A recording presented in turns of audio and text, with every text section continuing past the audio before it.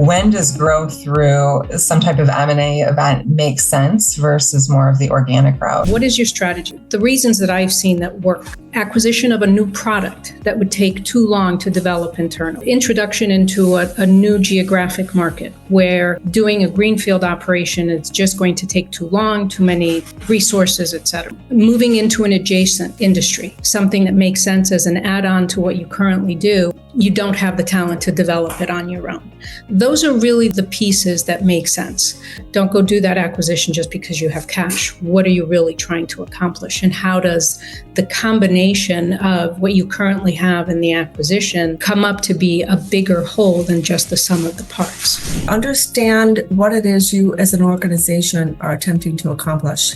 Take off the rose-colored glasses and look hard and fast at your current organization and be ruthless in defining your weaknesses and where you need to shore up your financials and your operations. Take a look at what your data is telling you about your organization. Your strengths, your weaknesses, where you can capitalize, what you need to fill in, and be just as honest and clear-sighted when looking at potential M&A candidates. By merging with or acquiring another entity or business unit, the deals can get very, very exciting. The potential can be very exciting. We can lose sight of the here and now and just focus on the transaction itself. But first and foremost, be realistic about who you are and be realistic about who the other potential players are as well. Because if we're not, we're just setting ourselves up for failure. We're discussing M&A can be a really successful strategy, requires advanced planning and execution, the right team. You've talked about the importance of having an integration playbook.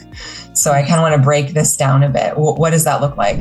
It all goes back to the thesis, right? The thesis needs to be fully defined. The strategy of why you're doing that acquisition really should call out what the playbook should look like. I like to think of the 80-20 rule, right? 80% is going to be your focus. This is where you're going to put a lot of your efforts, or the rally cry, right? From Patrick Lencioni. How are you getting people to stay focused on the reason why we're doing this is because we need to get X, Y, and Z done, right? And having a defined playbook on what is it that we really are going to focus on the first 3 months versus the things that we're going to do on the second phase. That should be really key. Otherwise, you're focused on too many things and nothing will get done.